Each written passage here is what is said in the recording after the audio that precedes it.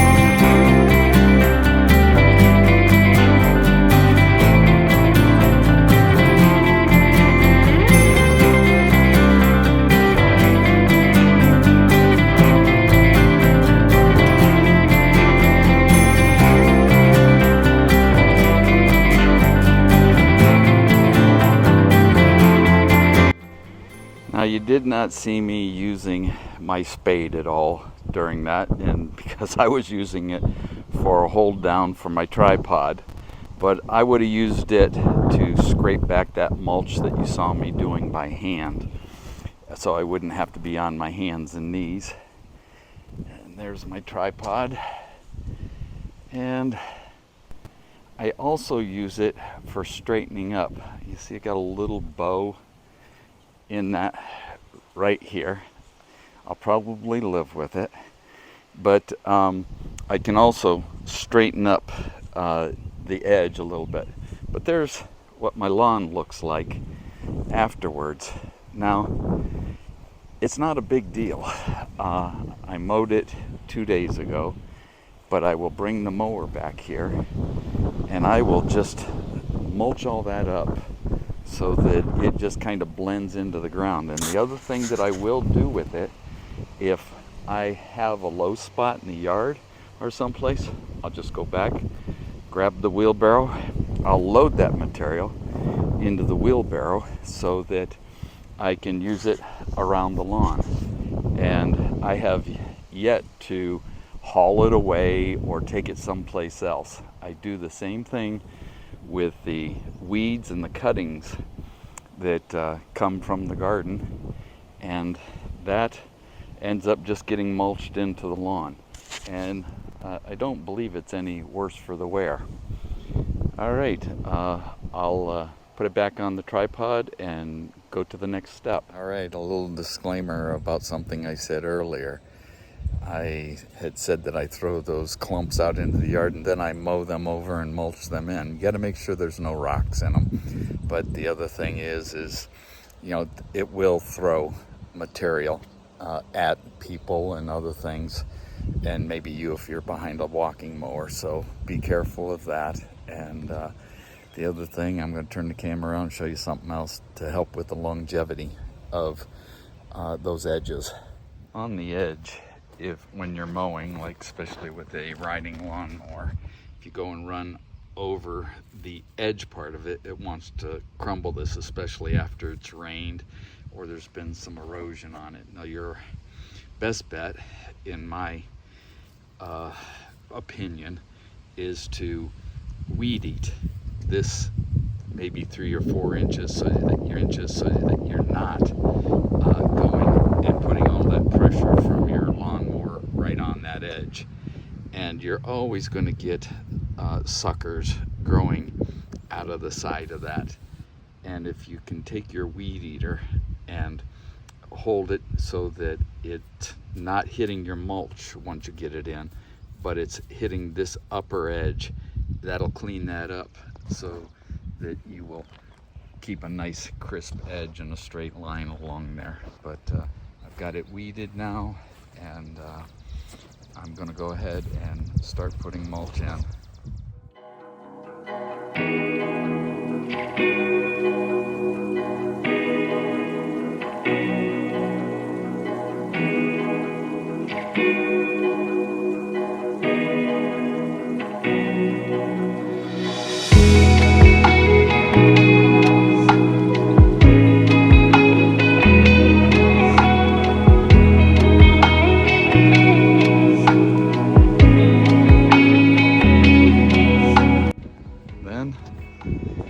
I went this morning and picked up a load of mulch. I get 3 yards for right around $89, and I get it from a local tree service, and they load it up in a few minutes, and I cover it with a tarp so that if I don't use it all, I can cover it up and keep off any rain. I use a plastic snow shovel and sometimes a rake in order to loosen up the mulch if it sits for a long time and gets compacted. But I'll set up the camera on time lapse and we'll show some of this going down.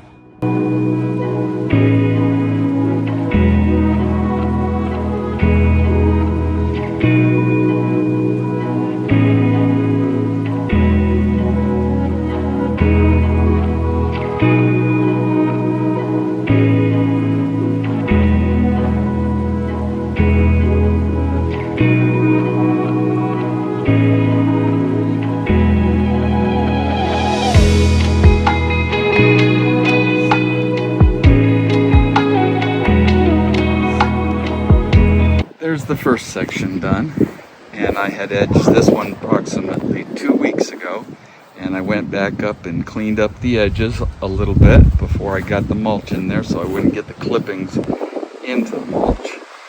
And now I'm going to head over to the first site where we ended up trenching, and I got that weeded, and we'll get the mulch in there and get that finished up.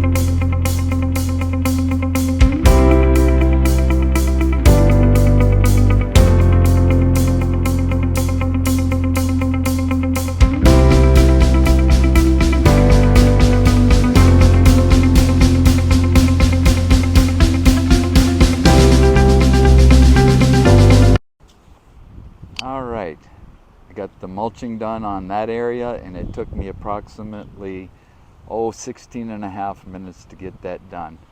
And I'd say I had about a half hour in the edging part of it, but then I went to weeding and mulching the front part that I already had edged a couple weeks ago. And now I'm going to continue on across the front of the retaining wall and up around the side of the house, and I'll show you the end product once I've mown the lawn and gotten rid of all the scraps.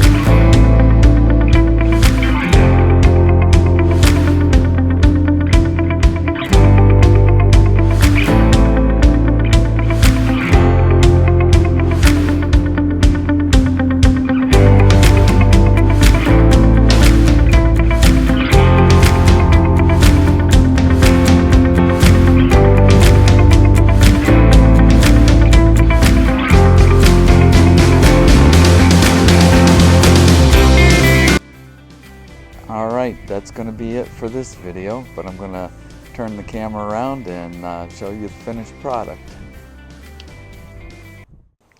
Alright, here's the section that we only did the mulching on. Oh, and a little bit of weeding, but I don't think you watched any of that or saw any of that. So that's done. And this other end is where we did the trenching, edging, and the mulching.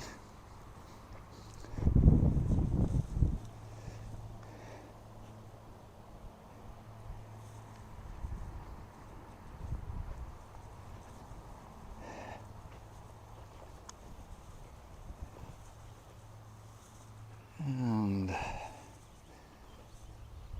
there's where it goes around the edge of the house.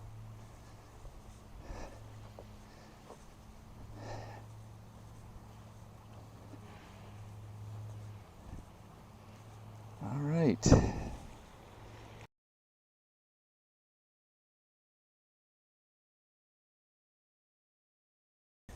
But thanks for watching, and if you would like and subscribe and leave a comment, that would be wonderful.